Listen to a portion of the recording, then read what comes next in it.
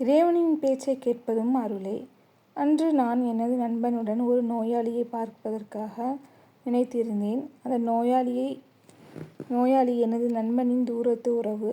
நாங்கள் இருவரும் அதிகாலையில் தொழுதுவிட்டு அவர்களின் வீட்டுக்கு சென்றோம். ஏனெனில் நபி அவர்கள் கூறினார்கள், அதிகாலையில் ஒரு பரக்கத் இருக்கின்றது. எனவே சுபுஹ் தொழுகையின் பின்னர் எமது பயணத்தை ஆரம்பித்தோம். நானும் அவனும் காலையில் ஓத வேண்டிய திக்ருகளை ஓதிக்கொண்டே பயணத்தை தொடர்ந்தோம்.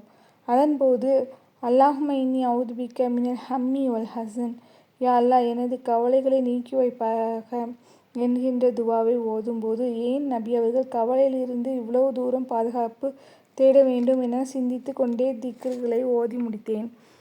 காலையில் சுகந்தம் மனதுக்கு இதமாக இருந்தாலும் உள்ளத்துக்குள்ளால் சிந்தனைகளின் போராட்டம் ஆரம்பித்து விட்டிருந்தது. அதுதான் கவலை. இதன் தாக்கம் என்ன? இதனால் மனிதன் எவ்வாறு பாதிக்கப்படுகின்றான் போன்ற நான் கற்ற விடயங்களை அசை போட்டுக்கொண்டே சென்றேன். மனிதர்களில் அதிகமானவர்கள் கவலையை தங்களுடைய சொத்தாக ஆக்கிக் கொண்டுவிட்டனர். இதனால்தான் இப்போது அதிகமான மனிதர்களை மன அழுத்தம் ஆட்கொண்டிருக்கின்றது. கவலை சுமக்கப்பட வேண்டிய ஒன்றல்ல. கவலை அதிக சுமை மிக்கது. அந்த சுமையை முதுகிலே சுமந்து கொண்டு வாழ்க்கையில் பாதையில் நிமிர்ந்து நடை பயில்வது சிரமமானது. ஒரு புத்தகத்தில் வாசித்த கருத்து ஞாபகத்திற்கு வந்தது.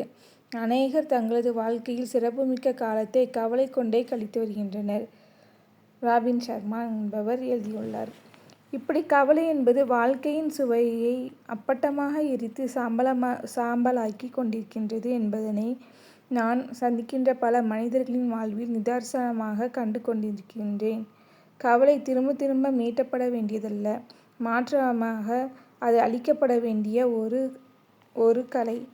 நீங்கள் அதனை அழித்துவிடாவிட்டால் உங்கள் உள்ளம் முழுவதும் அது பரவி உங்களது சிந்தனை, செயல், ஆளுமை அனைத்திலும் அதன் ஆதிக்கம் நிலைத்துவிடும்.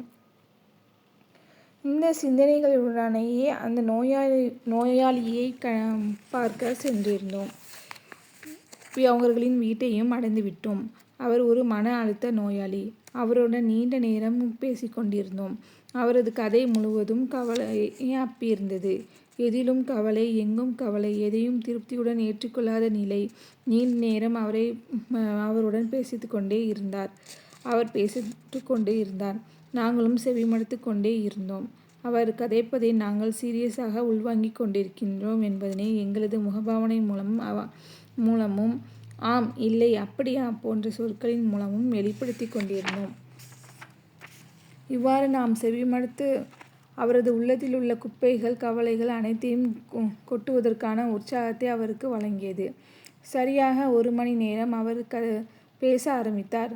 நாங்கள் கேட்டுக்கொண்டிருந்தோம்.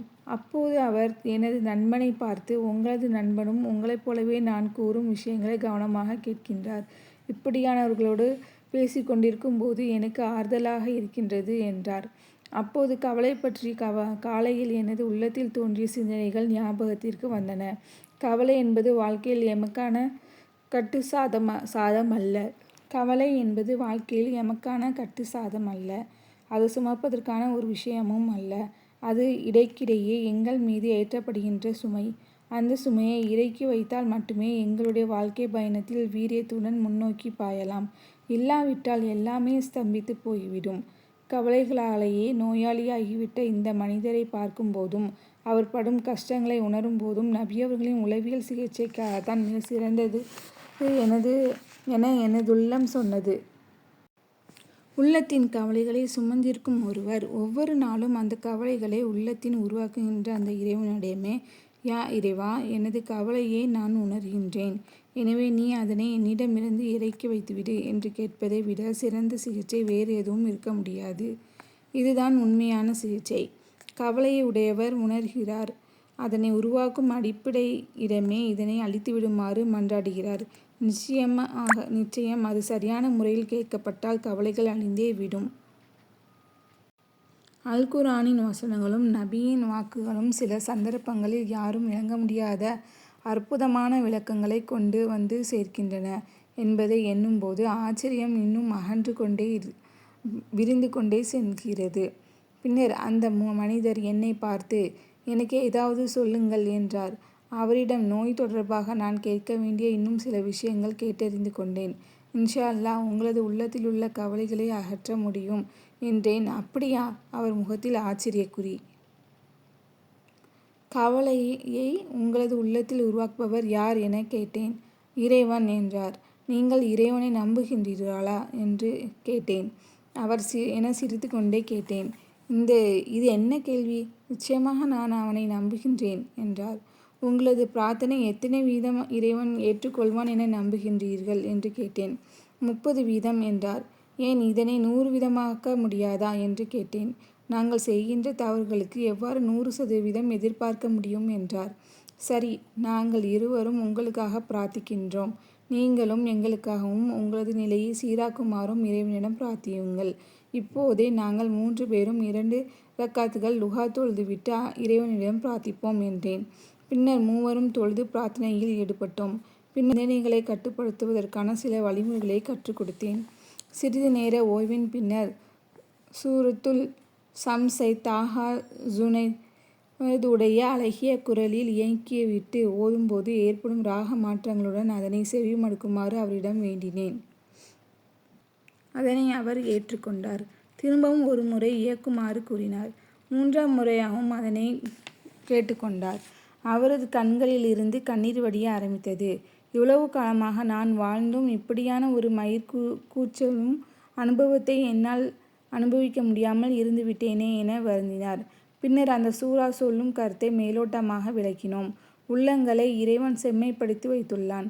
அதனை நன்மையில் ஈடுபடுத்தி கொண்டவர்கள் வெற்றி பெற்றுவிட்டனர். அதனை தீமையில் மூழ்கடித்து கொண்டவர்கள் அழிந்துவிட்டனர் என்பதை விளக்கிய போது அவர் வாய்விட்டு அழுதே விட்டார். எங்களுக்குள்ளாலும் அதே அதிர்வுகளை நாங்கள் உணர்ந்தோம். ஆச்சரியம் என்னவென்றால், குர்ஆன் வசனங்களில் பெரும்பான்மையான வெறுமனே செவிமடுக்கும் போதே அது உள்ளத்தை இழக்க செய்கின்றது. அதே நேரம் அதன் பொருள் உணர்ந்து அதனை செவிமடுக்கும் போது அதன் விளைவு பல மடங்காக அதிகரிக்கின்றது. இதனை இன்றைய விஞ்ஞான ஆராய்ச்சிகளும் உறுதிப்படுத்தியுள்ளன. சில வைத்தியர்கள் மன அழுத்தத்திற்கான சிகிச்சையாக அல் குர்ஆனை செவிமடுக்க செய்வதை மேற்கொள்கின்றார்கள். இறைவனே யாவற்றையும் அறிந்தவன்.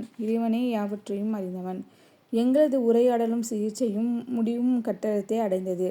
அந்த மனிதர் தனது உள்ளத்தை திறந்து பேச ஆரம்பித்தார். நான் பல்வேறு இடங்களுக்கு சிகிச்சைக்காக சென்றிருக்கின்றேன். ஆனால் இன்று நான் அடைந்த நிம்மதியை ஒரு நாளும் பெற்றதில்லை என்றார். இவை இறைவனின் வார்த்தைகள். எனவே அது உள்ளத்தில் அடியாழம் வரை சென்று எமது உள்ளத்திலே கட்டமைக்கப்படுகின்ற பொய்களையும் பிழையான நம்பிக்கைகளும் தகர்க்க வல்லது என்பதை உணர்ந்தேன். அவருக்கும் உணர்த்தினேன். அனைவரையும் அனைத்தையும் படைத்த அந்த இறைவனிடம் நாம் எந்த நிபந்தனைக்கும் இன்றி சரணடையும் போது நிச்சயமாக அவனது அருள் எம்மை வந்தடையும்.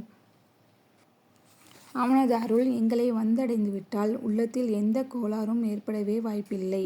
எனவே பிரார்த்தனைதான் எல்லா பிரச்சினைகளிலிருந்தும் மீள்வதற்கான ஒரே வழி என்பதை அவருக்கு ஞாபகப்படுத்தி, அல்லாஹும்ம இன்னி அஊதுபிக்க மினல் ஹம்மி வல் ஹஸன் என்னும் அந்த துஆவை அதன் மொழிபெயர்ப்பையும் அவருக்கு எழுதி கொடுத்துவிட்டு நாம் விடைபெற்றோம். ஆச்சரியத்தை பார்த்தீர்களா? ஒரு மனிதனின் உள்ளத்தை கவலை அழுத்தும்போது அவன் அதனுள்ளே உழன்று கொண்டு அழுதால் அவனுக்கு நோய் ஏற்படுகின்றது. ஆனால் அந்த நோயாளி இறைவனை நினைத்து அழுதால் அவனது உள்ளம் நிம்மதியடைகின்றது. இரண்டும் அழுகைதான்.